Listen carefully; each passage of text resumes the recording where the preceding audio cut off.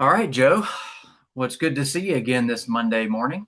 Good to see you We'd too, like buddy. to, Thank you. Thank you. yeah, we want to welcome everybody back to a another version of our Under the Hood series. Again, my name is Matt Lofton with Elite Worldwide, and joined again with me this week is Joe Marconi. If you guys are live with us, again, as we're putting these together, this is going to be part two of our Know Your Number series. Last week, we spent some time talking about the discovered services and the total discovered services, and how to calculate those numbers, what the importance of those numbers are, and then what you can do with it. Today, we're going to spend some time talking about the average repair order. And I know this is a number that everybody should be pretty familiar with, and it seems a little boring on the front end of it. We're going to go into it with a little bit of detail here, like I promised last week. As you guys are watching this, if you'll please comment resources in the comment section of this chat, we'll make sure to get you the workbook for this series each week. The other thing is while I got you guys listening, I know we've been trying to work on our technical difficulties, make this a little bit better for you each week. Yeah. And you guys comment in the chat just to make sure that you guys can see Joe. If you cannot see Joe, please let me know, and I'll try to make sure that we adjust the settings there where you can see the both of us. Okay, good. Excellent. Yeah, I'm going to say a few words and it should switch to my video feed, I hope. So we'll see what happens. And if it doesn't, then please let us know. We're trying some new technology, so just want to make it as best as possible for everybody. But it's a pleasure to be here, Matt. Thank you, as always. Yeah, absolutely. Um, so we'll go ahead and start jumping into the presentation. Again, if you guys can see Joe, give us a thumbs up. If you can't, let us know. We'll adjust the view, but we'll jump into the content today. So again, today this is going to be part two of our series. We're going to be talking about the average repair order, or ARO. ARO is ARO is kind of it winds up being it's the mirror of every single ticket that you write, right? It takes the pipeline from your discovered services that we talked about last week, and it tells us on average how many of those dollars are actually turning into revenue. So that is how much of what we're discovering is actually turning into a sale.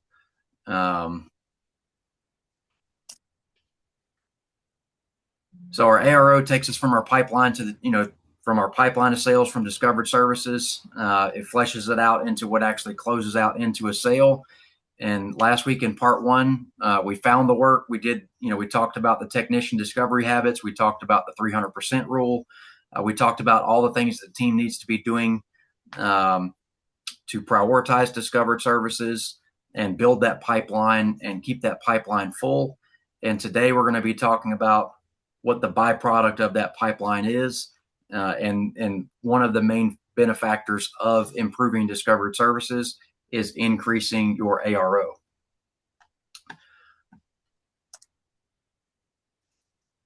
So ARO is built from two different numbers.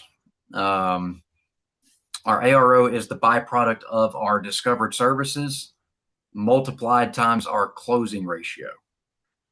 And so our closing ratio is going to be the conversion percentage of our discovered services, of what we found, to what the customer actually approved. So if we talked about last week that we wanted to see an average of somewhere around $2,000 of discovered services, if we multiplied that $2,000 of discovered services times our closing ratio, then we're going to wind up with what our ARO is. And then vice versa, if we took our ARO and we divided it by our ADS, our discovered services, then we would actually back into what our closing percentage is as well. So that's a couple different ways that we can calculate what our ARO is. That is one way that we can do that. So if you guys are tracking your closing percentage, you know what your closing percentage is, and you know what your discovered service target is going to be, then you can take your average discovered service target and multiply it times your current standard for closing ratio, and you will get a byproduct of your ARO. Now, one thing that I'll say is if you're in the process of improving your discovery habits, let's say your ADS starts off pretty low. We looked at last week about how to calculate that. If you were significantly below that $2,000 number and you're trying to work your way up, we talked about this last week as well. You're probably going to see a drop in your closing percentage, and that's okay. That is okay. So as discovered services goes up, typically speaking, closing percentage is going to go down just a little bit. Isn't that right, Joe? Yeah, and we're okay with that because as you will see, as we get on deeper into this conversation, that the different business models will have different requirements for the ARO and closing ratios. It will all make sense. But you're right, as you become better and better at discovering work, which is a combination of everyone in your company, technicians, service advisors, everyone, then you will find that the closing ratio will sometimes hover around 50% or a little bit lower, which is okay. Don't forget what we said from last week. Discovered work sets that pipeline up for future work too. So it all helps to build a more sustainable business with sustainable car counts. All these KPIs make sense. They all do. They're all interrelated. Yeah. Yeah. And so, ARO is one of those things. This was a big KPI in my, in my personal journey, as a shop owner. I remember the very first Eagles event that I went to, and I tell this story at Eagles. When I started with Elite as a client myself. And when I signed up, we had a very high volume. I didn't know that it was a high volume shop at the time, but we had a very high volume shop. But it was primarily being based off of oil changes and state safety inspections. And I remember my coach asking me all the time. He said, what business are you in? What business do you want to be Yeah. in?" Right. Mhm. And I was at Eagles. Joe was presenting Eagles, and we were at one of the breaks, and they were encouraging us to network. And I went out to lunch with one of the other attendees, and we were talking shop, and they're asking me how many bays I have and how many, what our car count is. And so I told them, I said, we're doing about 100 cars a week, and that's at the time that's what we were doing. He's like, wow, you guys must be a really big shop. You must be doing like $2-3 million a year. And I was really embarrassed after he said that, because we were at that point in time, it was really bad. We were under a million. And so that was our first year in business. And after I told him that, I was like, no. He goes, well, what is your ARO? And our ARO at the time was like 175 to 205. And it was something that I didn't know. I just, Yeah. I Mhm. didn't know any better. But one of the things that I learned through coaching there was, through discovered services and the habits that we talked about last week, improving ARO, it's possible to grow your business while reducing car count, to a certain extent. Um, we're going to talk about car count in the later part of our series and how important that is. So it's not that we want to shrink car count down as small as we can and just, increase ARO to some astronomical number. But in the beginning, we find a lot of customers are actually able to grow their business and reduce car count a little bit. So from an efficiency of making money standpoint, ARO is really important in your profitability formula. Because again, if we can scale the business without scaling volume, the only problem with volume is volume comes with more expenses, right? As we increase car count, we're going to increase marketing. We're going to probably have to add on new staff to be able to handle this new car count. Where if we can optimize ARO first, before we worry about car count, then we can usually grow the dollar volume of the business without adding a bunch of expenses before we need to.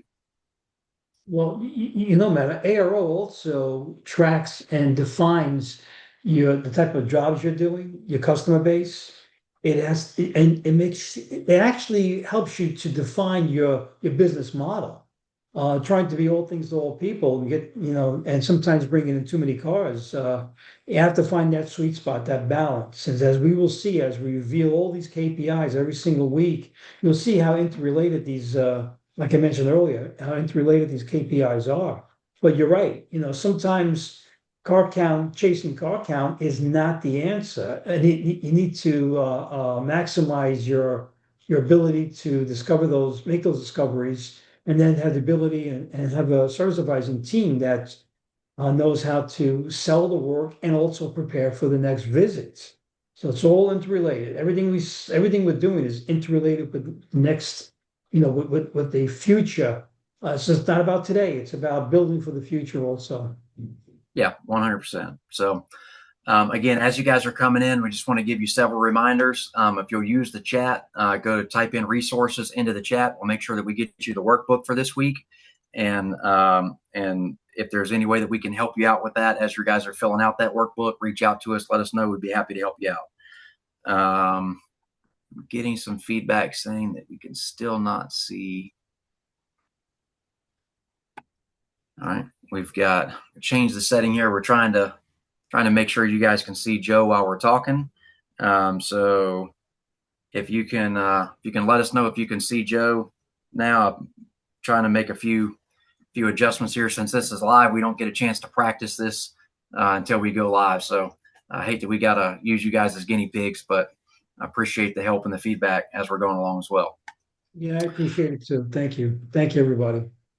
All right, so how do we master ARO? What are we going to talk about today? So our 4 steps for ARO are going to be, we're going to figure out what the number really is, what our ARO measures, the 2 inputs behind it, and the benchmark for your shop and the business model that you're running. Like Joe said, this is going to be these KPIs going to be highly dependent on the business model that you're trying to run and the mix of work that you're bringing in. We'll talk about the math, how you can calculate it, the 2 formulas, a worked example, and the 2-step diagnostic process that helps you find issues if you're having ARO issues. And then we're going to talk about some of the things that help improve and drive ARO. So the things that you can do behind the scenes that'll help improve this number. And then how do you manage it once you have it in place? How do we set the goals? How do we set our MLAPs for this? And then how do we stay, what cadence should we be using to stay on top of it? And so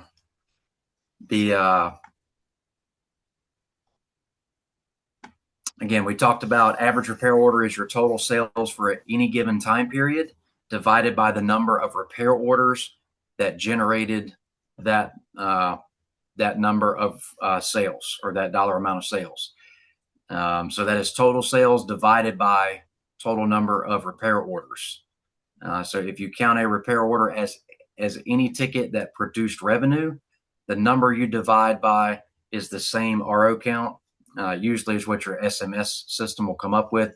Most of the shop management systems out there do a great job of totaling this number for you in their generic KPI reports. So your end of day business summary report a lot of times will have your calculated ARO in that business summary report.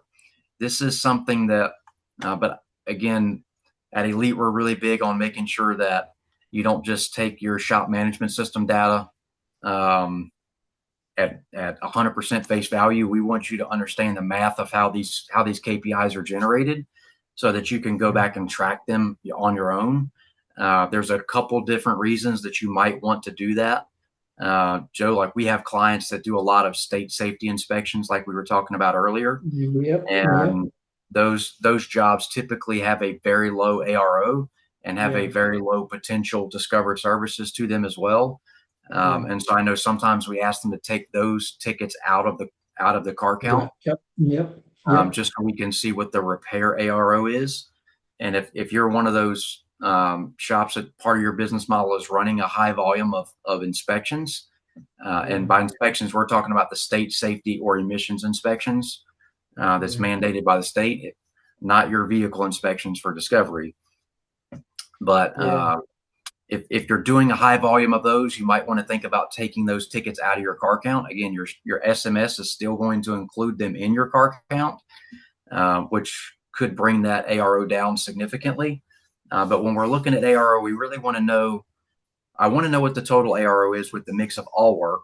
But then if ARO is still really low, then we also want to know what it is with a mix of just general maintenance and repair work, right? So when we take those other things out, maybe even if you're doing a high volume of oil changes as well, we might for a time period take some of those oil changes out. We still want to know what that total ARO is, but I'm just giving you a reason that it would be important for you to know the formula of how we could calculate ARO, because there might be some times where it's necessary for you to manually back out some ROs, just to see what that looks like. Yeah, and one more point too, there's some business systems out there that when they calculate the ARO, they include sales tax. So you gotta be Right. real careful. ARO does not include sales tax. So understand your business system. I'm not sure which programs out there do that, but please be sure that the calculated ARO from your business program, business software, does not include sales tax. Yep.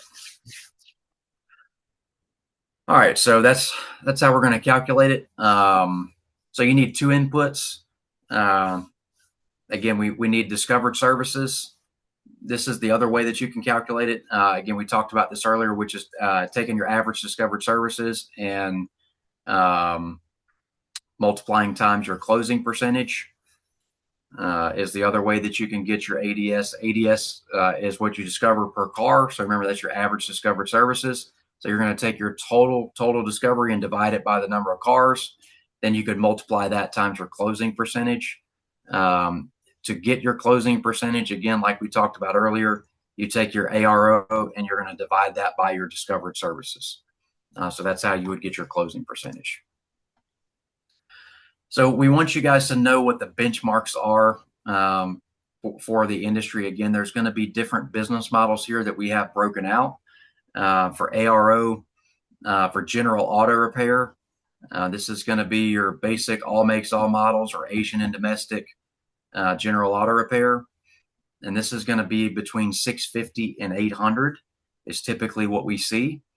For specialty shops like European diesels or performance shops, we're usually seeing $900 as on the low end to $1,300 plus as a pretty good average there on the specialty shops.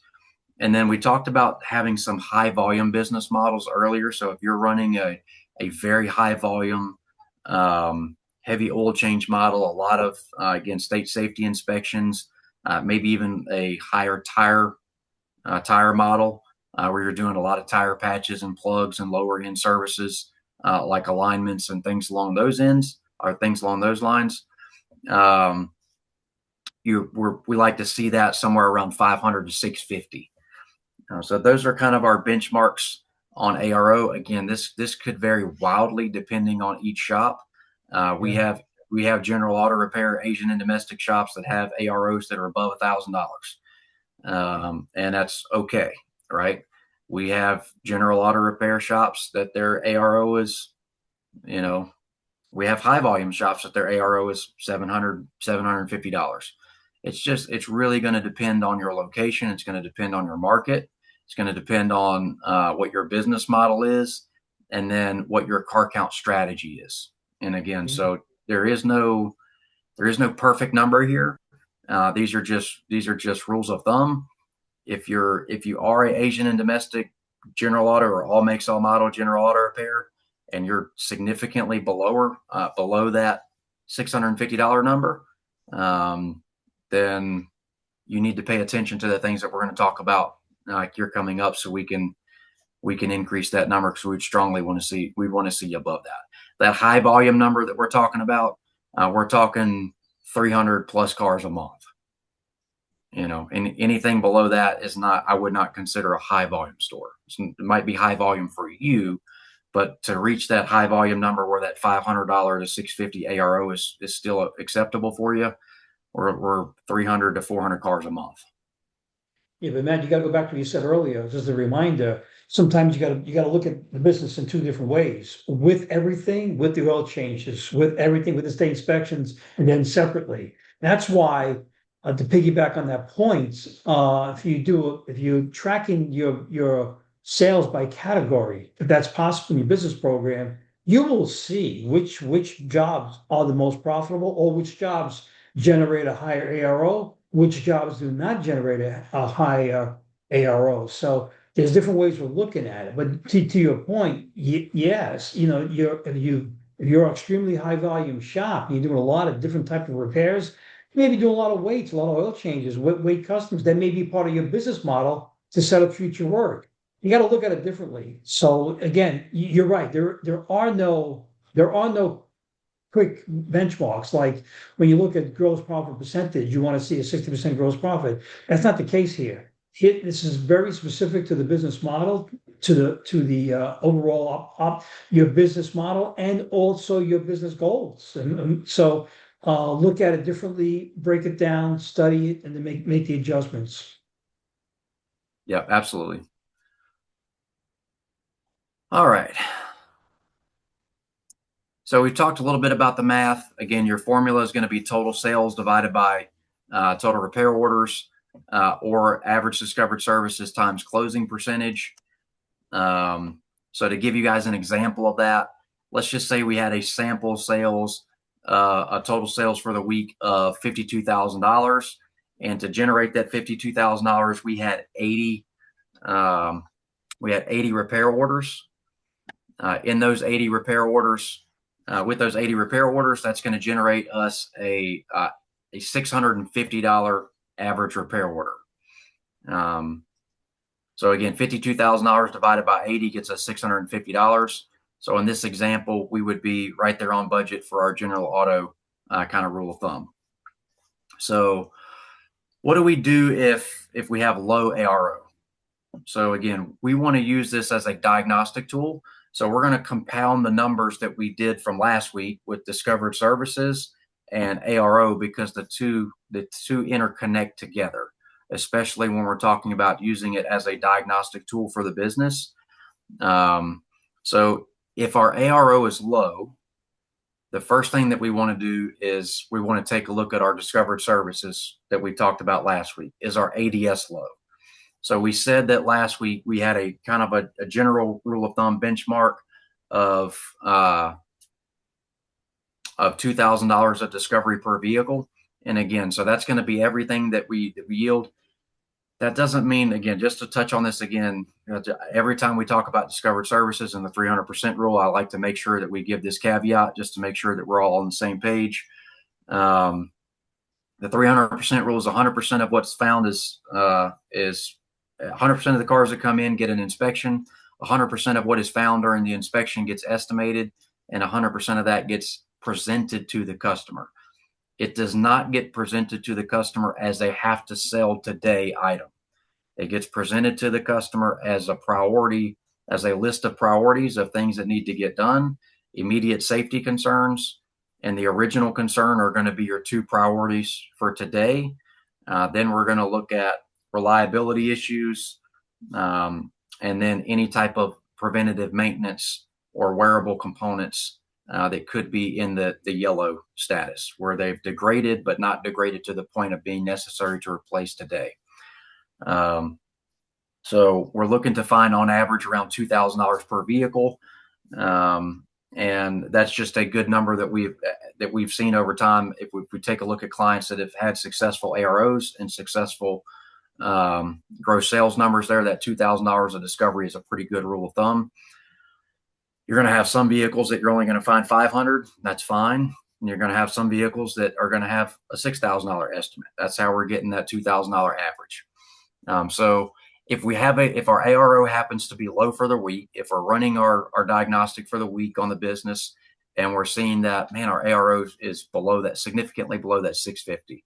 The first thing that we're going to try to do is take a look at our ADS. Is the ADS significantly lower than that $2,000 threshold? If it is, then we need to go back to the 300% rule. We need to go back to auditing our inspections and auditing our invoices to make sure that we're following the tenets of that 300%, right? So are we doing good inspections? Are we doing good estimates? And if we're doing those two things, then we should have good discovery, right? And so the last part of the 300% rule is the presentation side of it. And if we're doing a good job of presentation, then we should have a good closing percentage off of our discovery. If for whatever reason our discovery is good, but our ARO is still low, what that's going to lead us to is that we have some sort of a presentation issue at the front counter with our sales process, right? So if we're finding the work, but we're not selling the work, there's a leak somewhere in the presentation or in the customer experience. It's not all the entire work of the sale is not necessarily won and lost at the presentation, right, Joe? The sale oftentimes is lost way before we ever get to the presentation side of it.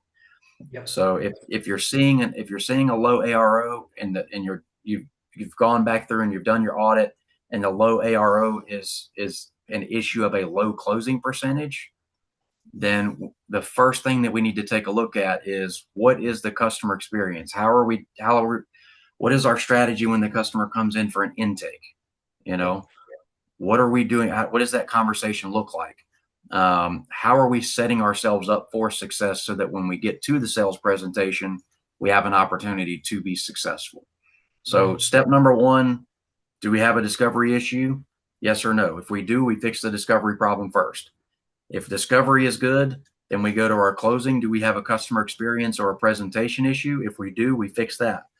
If our closing percentage is good and our discovery is good, then the only reason that we can have a low ARO is if we have a pricing strategy problem, right? If we are just significantly undercharging for the services that we have, and we're going to find that in our margins, right? We're going to have parts that are significantly under our margin goal of 50%. We're going to have labor significantly under our target of 70% of GP on labor. And if that's the case, then we need to work on our pricing strategy. Joe, anything you want to add to that before we go along? Yeah, as you're speaking, I'm making these comments in the in the Facebook chat because I'm going to go back to the experience. You know, before anything, before chasing the numbers or ARO or any KPI, you've got to work on the customer experience. You have to have trained people on the service counter, on the phones, who understand how to build strong relationships with your customers. You have to identify your profile customer, the type of vehicles you want to work on, the type of services that you provide. Become an expert on this. Delivering the customer experience, that five-star world-class experience, goes a long way. I'm going to make another comment here, just a bit where you got to get that value up, the perceived value. If everything it looks technically okay on paper, but you're not hitting your goals yet, you're struggling, and there probably is a disconnect on the service counter or on the phone. There's something wrong there. So the customer experience is by far the most important thing when we're discussing hitting your financial goals. Increase that customer experience, make it world class, go the extra mile for the customer, make sure that you're hitting everything in terms of providing a value that the customer says, you know what, the value is there, and then price begins to diminish. Price, you can't, like you mentioned earlier, you just can't charge what you want to charge. I get that, but if you need to charge a certain price, one of the best ways to get that price is by making sure that the value is always higher than perceived value is always higher than what the actual cost is for that repair or service. Yeah, yeah, and Joe's 100% correct here. Again, if we're having closing rate issues, make sure we, as the owner, I want you to take that burden on. Make sure that we're putting a lot of effort into that customer experience. And again, just like Joe said, there, the perceived value to the customer. We want to make sure that we're trying to maximize that perceived value. I see a lot of you guys are entering the conversation right now. Again, please, if you're joining us right now, go to the comment section, type in resources into the chat in the comments section there. We'll make sure to get you the workbook for this week. Also, if you guys wouldn't mind liking and sharing this presentation, again, each week we want to try to make sure that we're sharing this message with as many people as we can. We're putting on this free content for you guys. There's nothing that we're asking for in return. So if you've liked the content, please feel free to share this each week.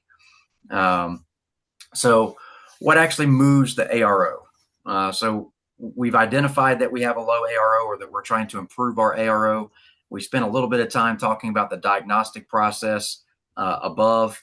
So last week, so now we need to put a plan in place to improve that ARO from where it is currently, that standard that might be below that 650 target that we talked about earlier, and we're trying to push it into a number that's above that 650. So the first things first is, like we talked about last week, it all starts with discovery. So we need to make sure that we're getting good multi-point inspections on every vehicle that comes in, that we're engaged with our service advisors and having good conversation about getting all of those findings estimated, and making sure that we're presenting the priorities of work that's today, along with deferred work for future services. The more that is found per vehicle, and this is just, it's mathematically proven over time, the more you find, the more you will sell. So again, we want to make sure that we have ethical standards in there of what we're finding and what we're presenting for the priorities there. But step number one is always making sure that we're focusing on discovery first, and what that looks like. And Joe, I know we didn't talk about this last week in our discovery, but I think it's important as well, because it kind of goes along with the closing percentage that we're going to talk about next.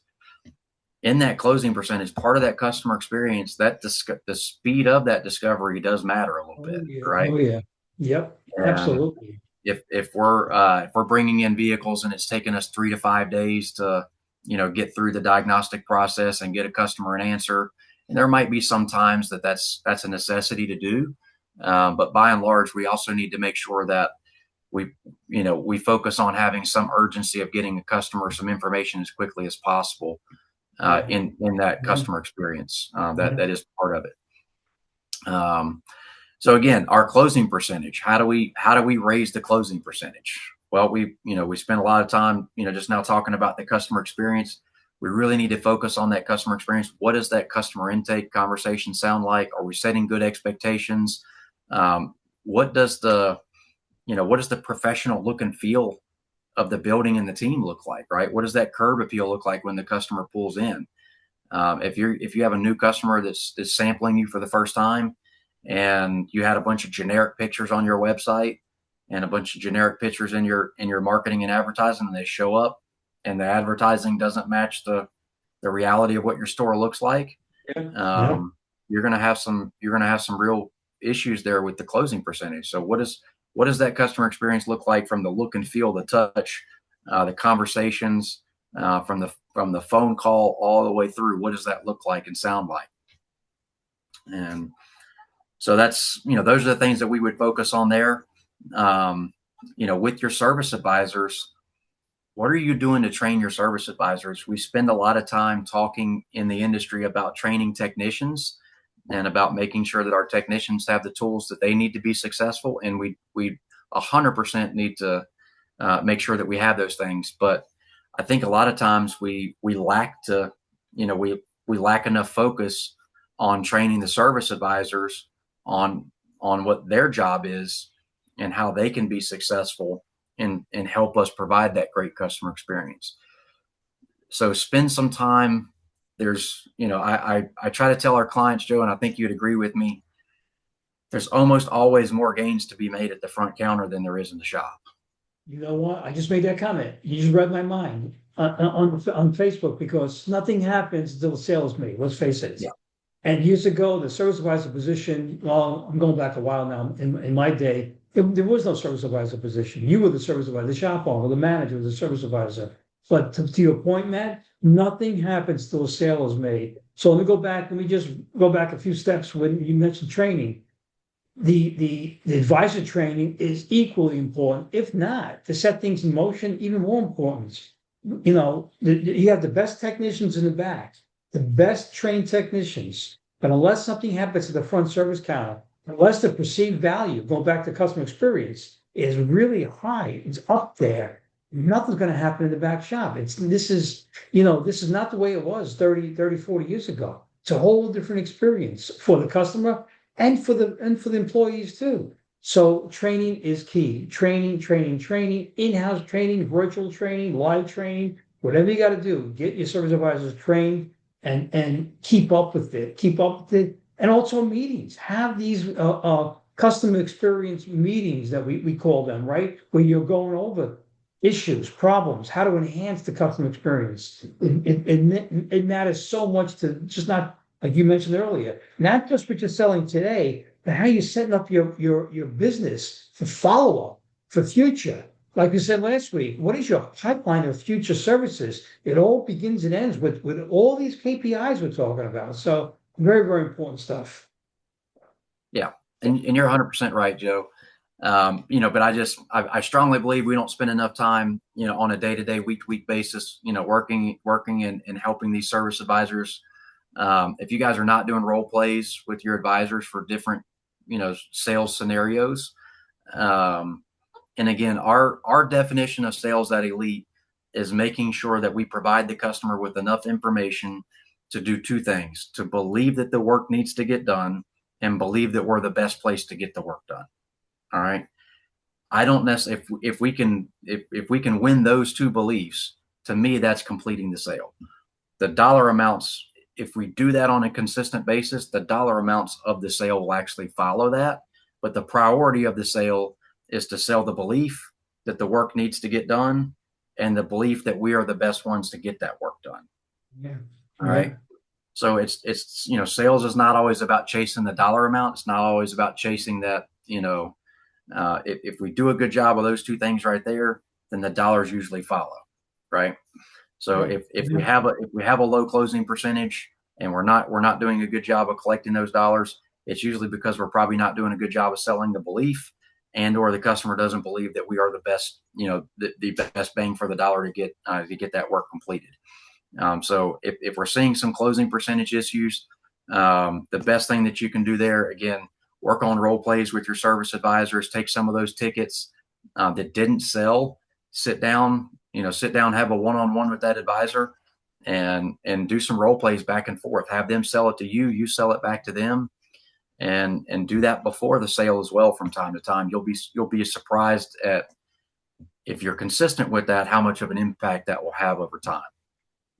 Matt, I don't want to turn this into a marketing presentation, but I have to hit upon that point you're making. We sometimes get confused of what business we're in. What we do in the back, repairing cars is vitally important. We help keep this country moving. And I tip my hat to everyone in this industry by providing a service that is so needed. So, safe, reliable transportation. But in terms of what the customer sees, most of that is assumed. We're going to do the right job. It's warranted. That's an assumption that the customer makes. Every consumer makes that assumption. What we have to do is, like you said, present this in a way that they really feel that they're aligned with something other than just getting their car repaired. It's like Starbucks, Starbucks or Nordstrom's or any of the great companies that understand what business they truly are in. And when you realize that, you start beginning to understand that it's just not about fixing, repairing cars. That goes without saying, and it has to be done with a high level of quality. What we're trying to say here is that if you're struggling a little bit with getting to your financial goals after understanding all these KPIs, and today it's ARO, then look at the internal works, look at the people and make sure that everyone's on the same page. And let me tell you one thing too. One more thing. Everyone in your company is part of your marketing plan. Everyone, from the person who works on the car, to the technicians, to the person cleaning the bathrooms, the shuttle driver, the lot porter, the service advisor. Everyone is part of everyone. So make sure that we have these meetings, these in-house training meetings, trying to enhance the customer experience, that everyone is included. The customer walking through the parking lot and the lot porter just waving his hand and saying to the customer, "Good morning, how are you?" That means a lot. So everything. So it's just not about chasing numbers, chasing ARO, chasing car counts, chasing discovered sales. It's all about putting everything together with a strong, very strong internal marketing plan. Sorry for being on my soapbox, but it's a very important No, point, you know? no, I love it when you get on your soapbox, Joe. That was perfect. Thanks. Um, so our last needle mover there on ARO is going to be, again, we talked about pricing, right? Our pricing strategy. So do we need a defensible labor rate? And a defensible labor rate means, like Joe said, that we're charging something that has value. We're charging something that has enough value to the customer, right? If we have really low closing rates, I'm not saying that I want you to lower your pricing or but we do need to take a look at that, right? Are we pricing ourselves out of our market? Are we pricing ourselves out of our value? It is Could be. possible to do Could that. be. We spent a lot of time in the industry over the last 5 years talking about raising our rates. And at Elite, we believe that's very important, and we want you guys to charge as much as you can possibly charge that the customer is willing to accept, right? But we also, as rates go up, like Joe just said, the value that we present to the customer also has to go up as well. So if for whatever reason we're still seeing low closing rates, we also want to make sure that the rate is matching the experience,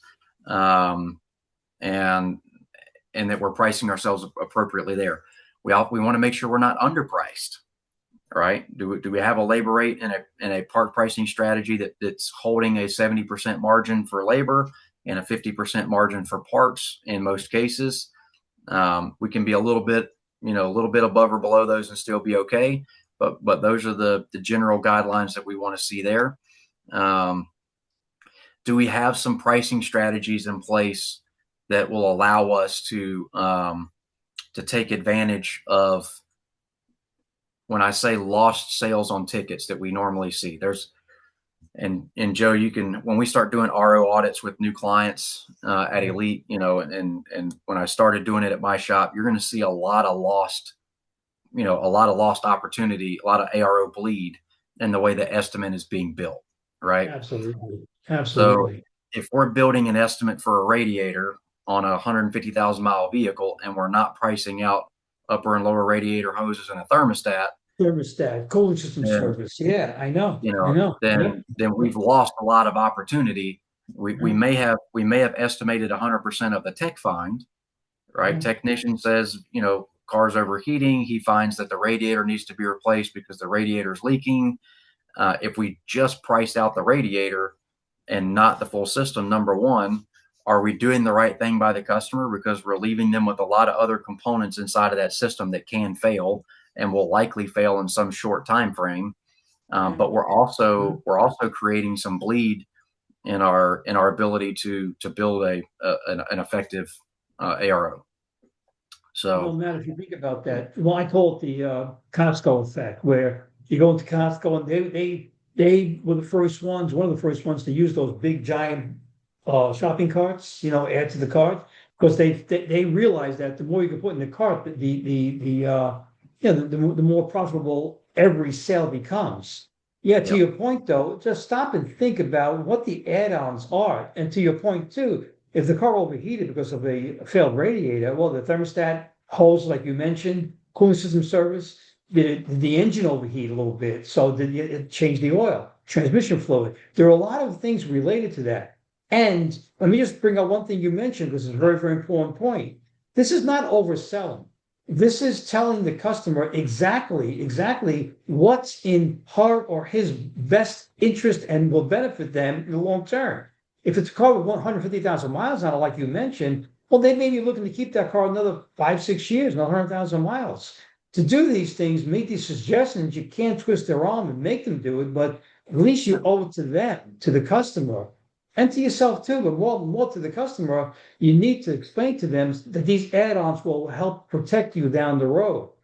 Instead of getting, sometimes we think about advertising to get more cars and get more cars, and when the fact is that most of the times or too often the work is in front of us, we just don't see it. You just don't see it. yeah. And these add-ons that we're talking about for the estimate as well, they're not always necessarily added components. Sometimes they're necessary components to do the job. So you think about doing a job where the exhaust has to get dropped down to complete the repair, right? how many times have we seen an estimate where the original service that was estimated is on the ticket, and we find out through service procedure that the exhaust has to be dropped, and the technician comes up front after dropping the exhaust to complete the repair and says, "Hey, where's my exhaust gaskets at?" Right? Exactly. Yep. And but now we've gotten an approval from the customer without that doesn't include those exhaust gaskets, and we're adding them to the ticket at no charge potentially, and or significantly reduced. Maybe we're just putting them in at cost.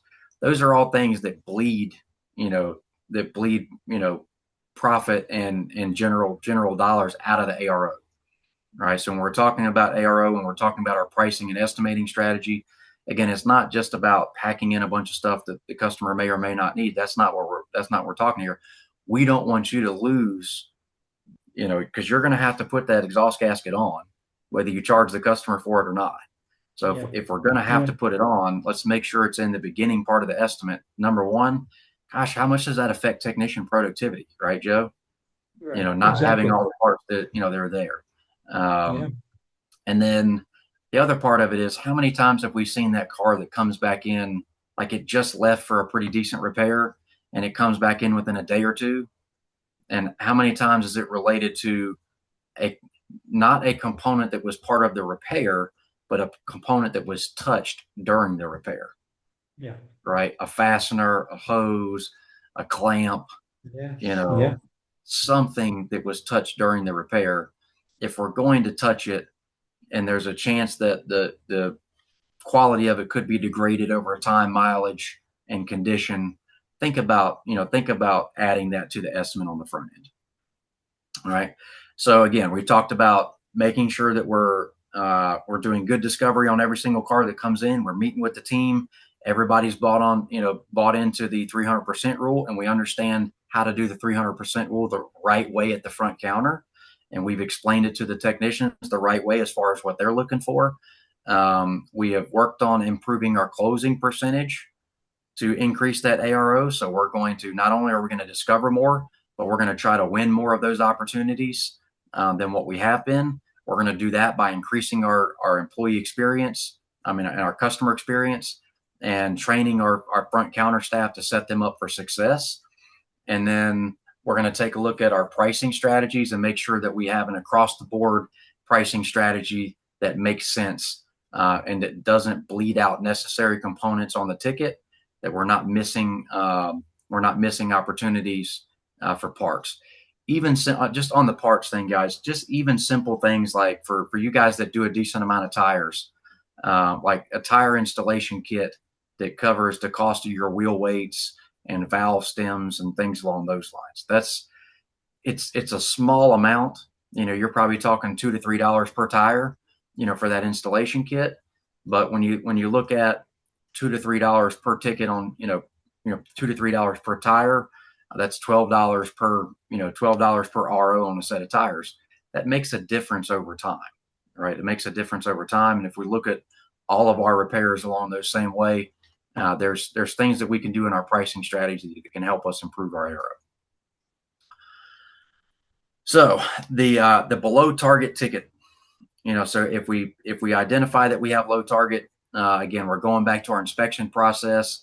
Was everything presented to the customer? So if we did good inspection, we've done an RO audit now. We've identified we have a good inspection. Technician did his job and did a very thorough inspection. And then the question is, did we estimate everything? If we estimated everything, was everything presented to the customer? Did we give the customer the full picture and health of the vehicle and give them the option to choose what the priorities were for them? Once everything was presented to the customer, did we go through deferred work as well? So not just the work that, especially one of the big driving factors of improving ARO, Joe, and you're a huge proponent of this. If I sold you work 6 months ago when you came in for your last visit and you declined that service 6 months ago, right? Yeah. If you come back in today for an oil change and I don't represent that work to you, then what it says Wasn't subconsciously, important. Yeah, yeah, that it wasn't wasn't important. important. Yeah, exactly. Exactly. And so that's another, I don't want to say it's an easy way because it's not necessarily easy to do this, but it is a that is another way that gets overlooked a lot. And when we talk about the sales process and the customer experience process and discovered services, because part of discovered services is adding the, the service advisor finds, right? It's the things that we're adding back into Mhm. discovered services from the previous visit to this visit as well, and trying to resell those things. So again, if we're trying to improve average repair order, are we reselling the work that was deferred from previous visits? And then the last part of that is just like we talked about the pricing strategies. Do we have the right pricing strategies in place to maximize ARO and give us a chance to be successful, or are we kind of bleeding some opportunity at every estimate? So Matt, those, I'm sorry, this piggybacks okay. on the customer experience too. You said, Yep. and I think we got to go back to what we said, I think it was last week about deferred and declined work. Let's just review that real quick. When you want to recommend a bumper cover or a rear view mirror, and they say, no, I'll live with it, scratch top, I'll live with it. That's decline. That's an extreme example of a declining service or declining repair. When you recommend something, let's say in 6 months, to your point, in 6 months you will need front brakes or you need control arm. We need to recheck those rear shocks that look like they're beginning to leak. Whatever it is, that deferred work, that is an opportunity for you, but it's also taking care of the customer. If you never bring it up, to your point, you're saying to the customer, it wasn't that important last time you were here. So all this, again, this goes back to training, goes back to the customer experience, and it goes back to what are we doing in terms of making sure that the customer is being taken care of in totality, in everything that has to do with their vehicle. So all makes sense. All makes sense. Yeah. And you're going to see as we can, again, this is part two of our part five series here. You're going to see as we continue to work through this that we're building how do we can combine these numbers together to get to what our total revenue and profit goals are, right? So we're trying to figure out how do we take these KPIs, how do we build towards what our revenue and profit goals are, and then how do we use them as a diagnostic tool of what's going on inside of the business and where we need to focus our time as the owner or manager to improve, to be able to reach these goals. So where do we need to spend our time coaching? So again, week one, part one, we talked about, discovered services and what that ADS target should be. This week, we're talking about ARO. And what we're saying is if you're looking at your revenue target for the week, your sales goal for the week, and your profit goal, and we're under that number, these are the first two places that we look, right? The very first place that we look is what did we give ourselves for sales potential, right? Because if we didn't provide ourselves with the opportunity for sales potential, you can't have sales. If there's no potential, there is no sales, right? Right. So that's Exactly. our discovered services, and that's our discovery processes. Work those. The second part of that is what did our ARO look like? If we have good discovery and our ARO is low, now we know we have some sort of an issue. There's a disconnect between the customer experience and the way that the customer is perceiving the sales presentation, right? So we're going to have some sort of a conversion issue there on what we found versus what we were able to sell. And so, that's how we want to look at this from a diagnostic standpoint, right? So this is really helping you as the shop owner, as the manager, identify where is the problem. Is the problem at the front counter? Is the problem in the back? And if so, that's helping you determine who you need to coach and what you need to coach on, right? So, and then if all of that looks good, and it just happens to be a pricing issue, or maybe it has to be an estimating issue, again, we can coach on that as well. So really important that we understand the concepts here. I understand everybody should be somewhat familiar with what ARO is, but I don't know that they use it in as practical of a way as we're trying to lay out here to identify the best way to push forward with what your sales and profit goals are. Yeah. This might be a good time to just remind everybody too that the communications between the service and technicians has to be smooth. There has to be, sometimes there's too much friction between what the service advisors want to accomplish and what the technicians want to accomplish. And sometimes they don't talk to each other. I go back to what you said earlier. What if the technician doesn't recommend that those belts or the hoses or the thermostat, and there's nobody, and no one thinks about this? There has to be some sort of communications and a learning process that both the technicians and the service advisors are on the same page, communicating. They got to throw the stop card down and say, let's think about this now. Before we go ahead with just the radiator replacement or the water pump replacement, what else are we not? What else are we not think? What else should we be thinking about in terms of doing this repair to the best as we can possible, and also what is in the best interest for the long term for the customer? And that gets the wheels turning. So the communications between the service advisors, which is a struggle sometimes, and the technicians. That communications has to be so smooth, so clean, it has to be fluid with this synergy instead of friction. And you're 100% right, Joe. And that's a great segue into our next point here, because we're going to talk about the mistakes that you can make on the journey of increasing your ARO, Right. right? And these are mistakes that I made. When I was in, I told you guys how embarrassing my ARO was, my first year in business. And obviously when I started coaching, that was a big focus that we had, was improving the ARO. And I tell everybody when we teach Eagles show, my only claim to fame in the industry is I made all the mistakes a lot faster than most people ever thought about making them. And Yeah. so when we were focusing on ARO, it was the same thing there. I made a lot of mistakes when we were trying to improve that number. And so we were able to improve the number, but it didn't always correlate into increased sales and increased profit. So we're going to talk about how you can increase ARO and not increase sales and increase profit. So one of those is that we restrict car count too much, right? So one of the factors of a low ARO can be your car count is too high for the staff or the processes that you have in place. All right. So if we have poor discovery habits, if we have poor estimating habits, and we have poor customer experience habits, and we stress those poor processes with more cars, we're typically going to see ARO drop down. But we can go the other way with that too. We can restrict it too much. And one thing that we see quite often is one of the first things that happens is we start restricting services like oil changes, and those emissions inspections that we were talking about. And while you do need to have some idea about what percentage of your mix needs to be that type of work, so you have some scheduling rules in place, if you overdo it and you eliminate it, we don't want you to be a thermostat, right, Joe? We don't want you to get here and then turn off and then turn it back on and then keep Yeah. swinging back and forth, right? Um, so what we would rather see happen is slowly start to reduce that car count down with those services, so that we can find the sweet spot there. If you over eliminate the lower ticket items, the smaller ticket items, you will increase ARO temporarily.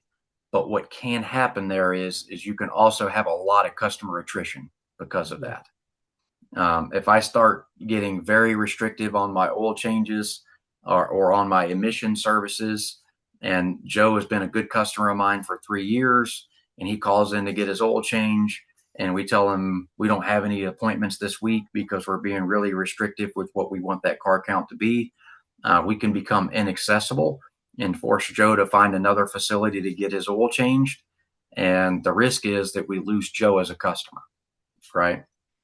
So one of the other things that really impacts ARO that we haven't talked about is customer attrition and retention, and how many first-time customers you have coming in the door, right? So we talked a lot about customer experience, and customer experience impacts a lot of different things, which is why we talk so much about it.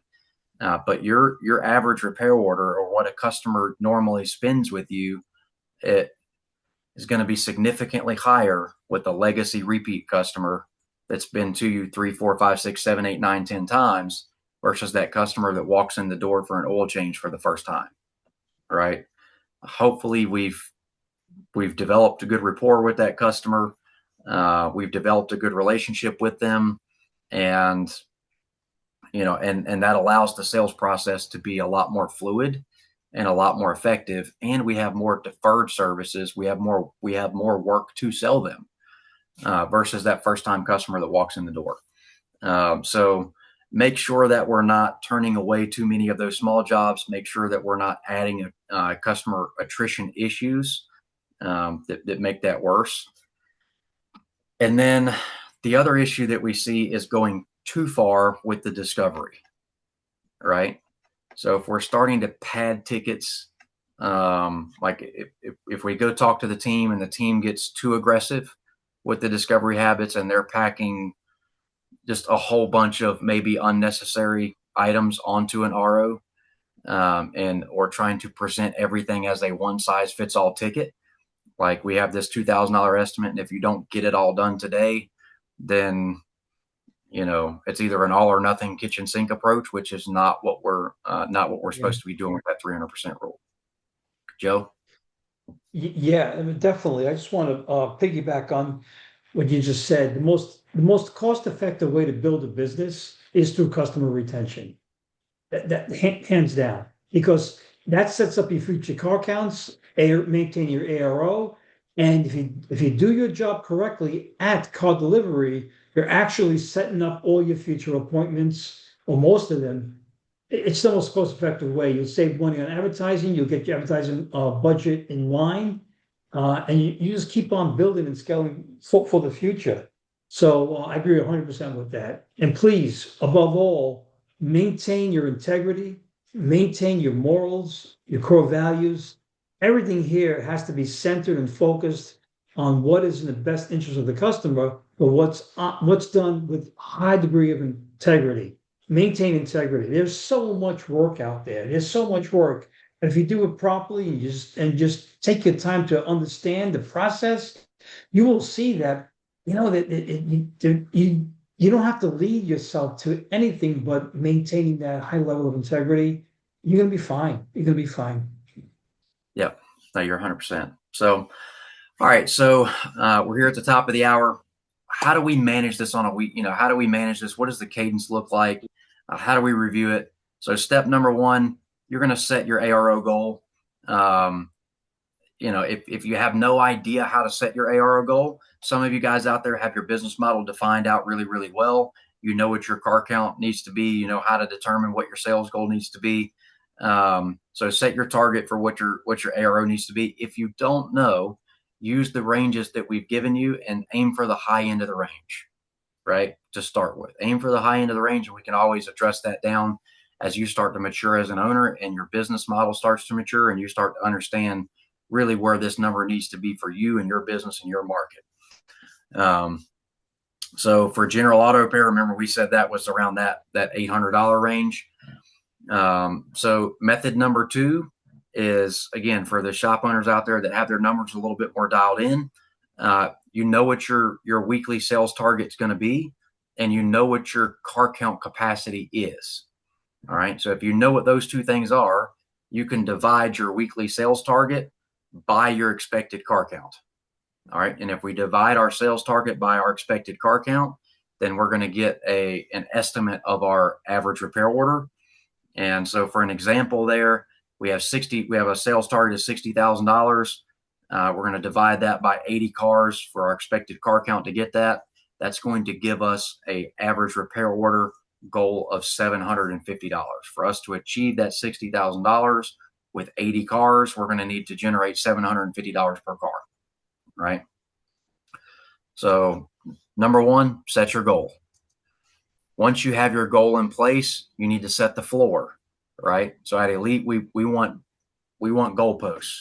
I want everybody on the team to know what is good and what's the high end, what's the expectation, and then what can we not go below, right? So what are we shooting for, and what can we not go below? So we call that a minimum level of acceptable performance, or MLAP. All right. So in MLAP, how we set the MLAP, unless you have your MLAPs defined for each KPI. If you don't know what it is, a good rule of thumb is 75% of the target. Yes. All right. So set it at 75% of the target. So if you take a look at that, if we have an example of $750 ARO, which is what we just determined in the last sample, was the 60,000 divided by 80 cards is 750. And now we're going to take that target and multiply that times 75%. That gives us an MLAP of $563. All right. And so do we know that that's the minimum? Do we know that that's the actual minimum? We don't, but that gives us a good starting place, right? It gives us a good starting place.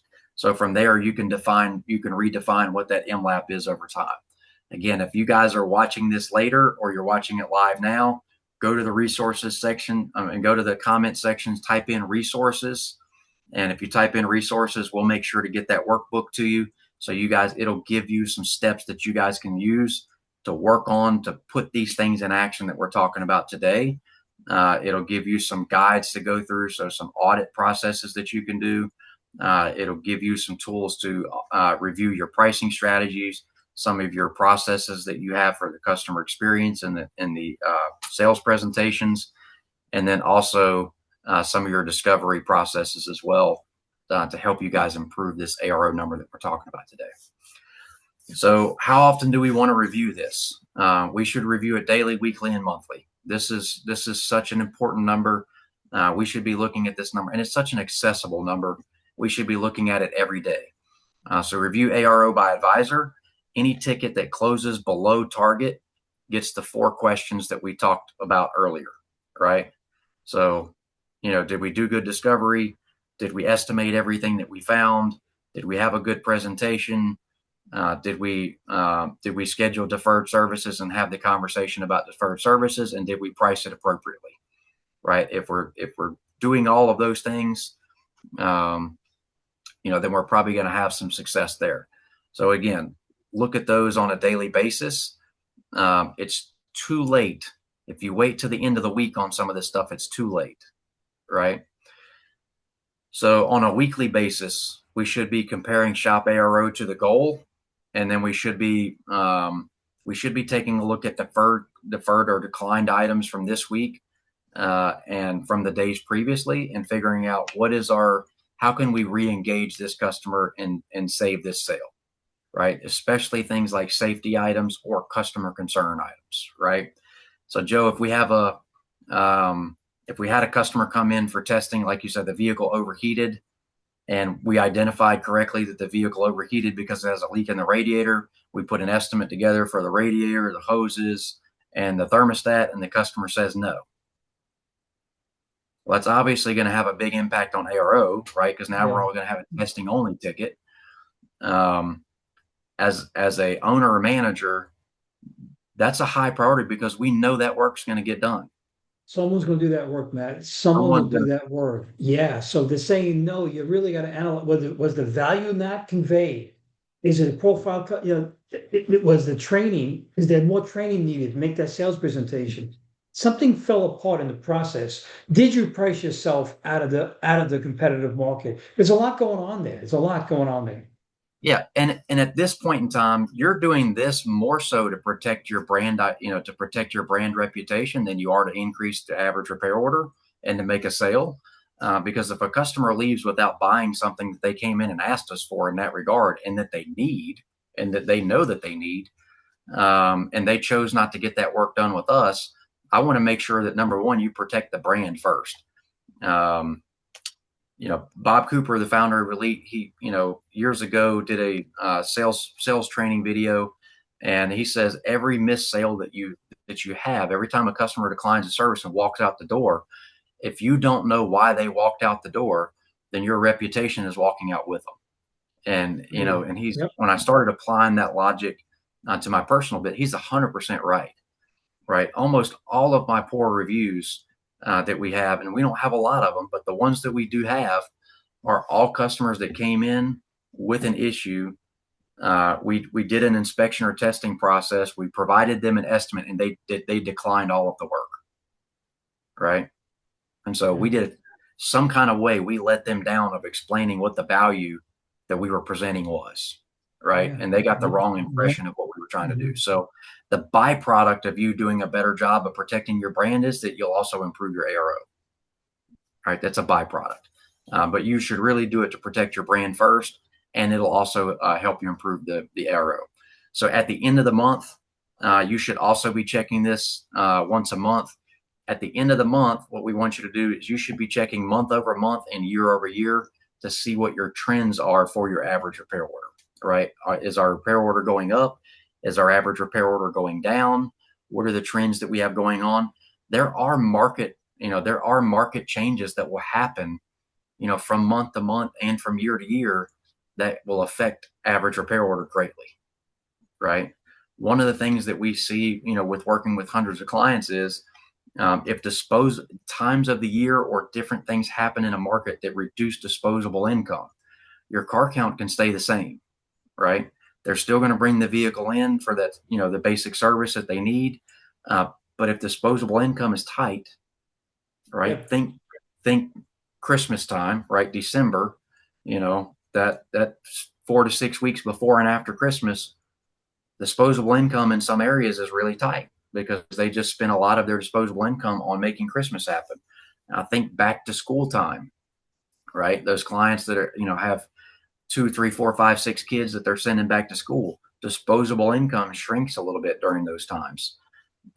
If there's any type of market changes, employer changes in your market, in your local market, that can change disposable income, right?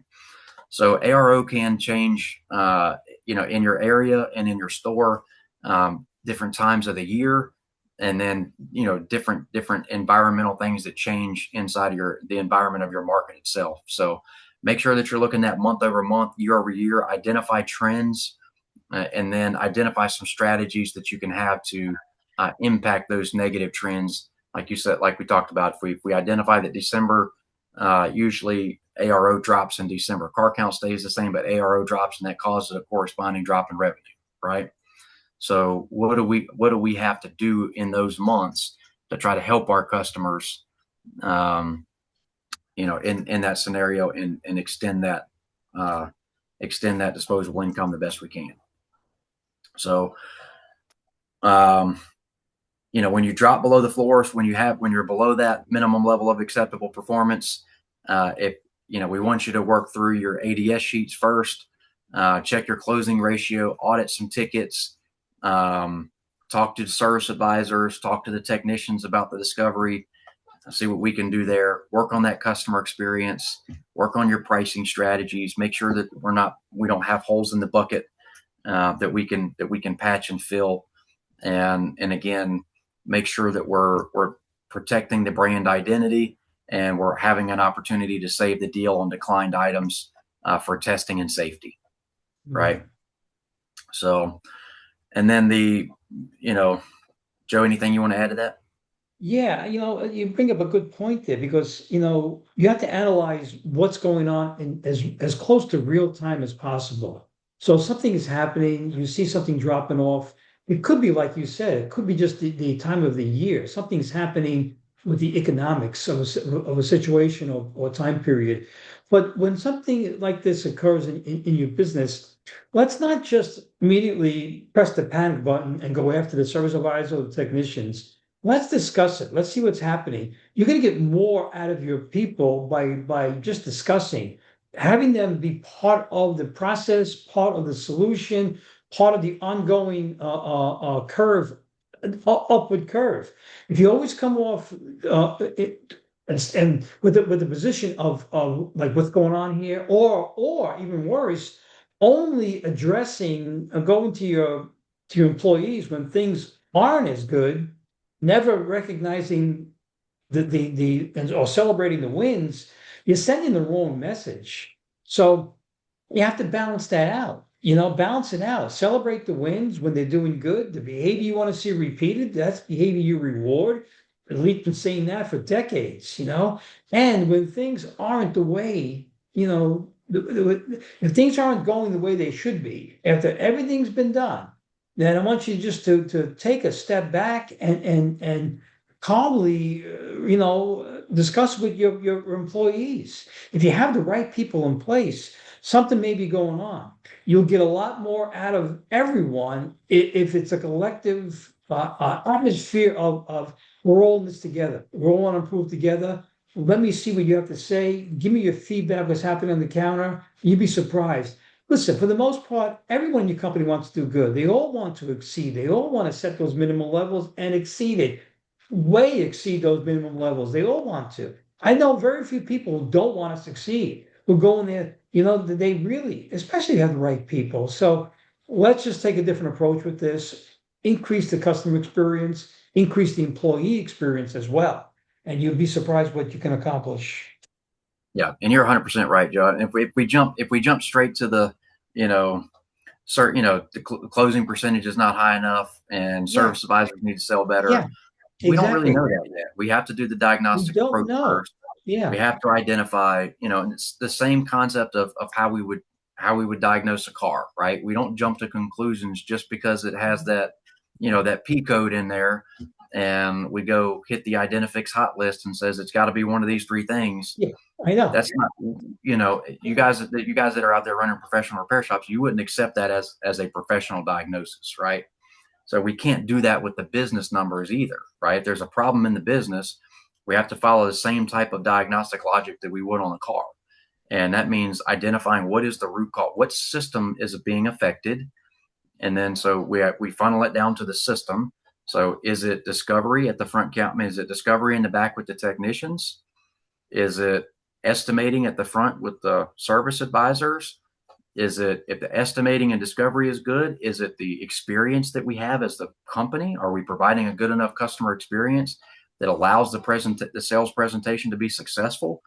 What is the real crux of the issue? And let's fix the real problem and not just start going Yeah, through and you know, slinging parts at it, throw the parts can in it, like we would at the I car. know. And And and Matt, are you marketing advertising to the wrong customers? sure. Yep. Is your marketing advertising plan all backwards and you're bringing in all the wrong customers, And so there's a lot going on here. So these numbers, you need to understand them. You need to have goals. You need to set your minimum levels of acceptable performance, your MLABs. But with that said, it takes a little bit of leadership and management skill to really take a deep dive and see what's going on. It's just not that it's not always cut and dry or just checking the box that I hit that number this week. It's more than that. Yep. So, what is your homework for this week? Again, go to the comments section, type in resources. You're going to get the workbook to help you do these things. But what we want you to do, pull your ARO. Let's figure out what your current standard is. Compare it to the standard, the benchmarks that we've given you based off what your business model is. Best determination of what your business model is. And then if it's low, run the diagnostics. Compare your ARO to your model benchmark. Then run the ARO divided by your ADS to determine what your closing percentage is. Some of your shop management systems might have the closing percentage already, built into the system. What we typically see, Joe, and these are rough rules of thumb and benchmarks here. A lot of shops have different numbers here, but somewhere between 30 to 50% is the Yeah, closing ratio, right? agree. Normally, Agree. if we have really good discovery habits and we're discovering that $2,000 or more per vehicle, it's going to be very difficult to sell more than 50% of that. I'm not saying it's impossible. I'm just saying it's difficult. Normally, if we're seeing closing percentages above 50%, we're seeing low discovery habits, right? Usually that ADS tends to be a little bit on the lower side. But again, if you're a high volume model, that might not be the worst thing. The higher volume that we're running through, usually the lower amount of discovery we're going to get per vehicle because we just don't have the same amount of time. Usually, so maybe your inspection process is a 26-point inspection instead of a 42-point inspection. And if you're running a really low car count model, your inspection's a 72-point inspection on every car that comes in. Obviously, if I'm running a 72-point inspection, I'm going to find more than I do in a 46-point inspection versus a 26-point inspection, right? So it just matters. Find what's right for your business model and what you're trying to accomplish, and make sure that make sure that you're running it, but understand the ratios and how they go together. The higher discovery, the lower the acceptable closing percentage is going to be. Whereas the lower the discovery, the higher the acceptable closing percentage needs to be. But it needs to be somewhere in these goals, somewhere in these windows that we put in place for you here. So we need to set a goal and an MLAP. So again, we want you to pick a method, however you're going to do it, and set your ARO goal, and then multiply that by 75% to set your MLAP for your floor. And then post the ARO goals and your MLAPs to your service advisors. Make sure they know what these goals are, and make sure that you're communicating with them about what these goals are. Set a goal for the ARO and set a goal for your ADS. I am not a fan of sharing closing percentage goals with service advisors unless they're very comfortable with discovery and ARO first.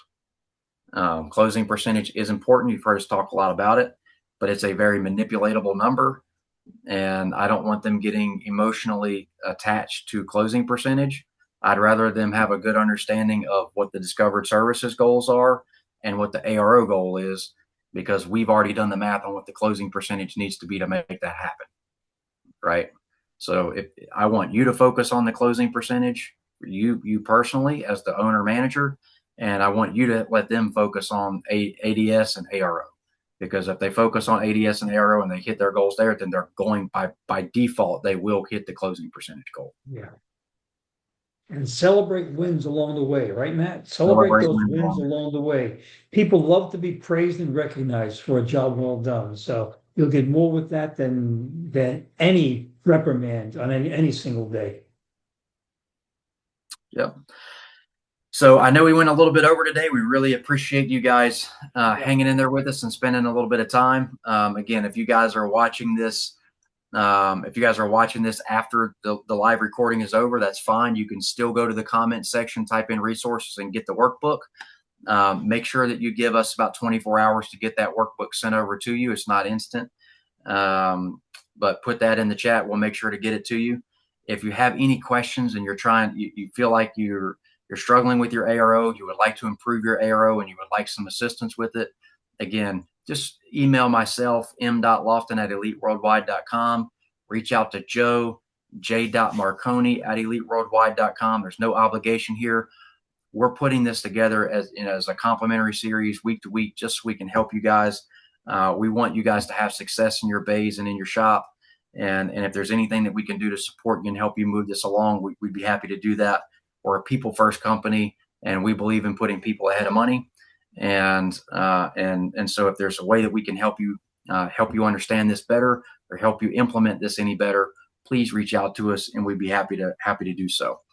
We'll be coming live again next Monday for our part 3 of this series.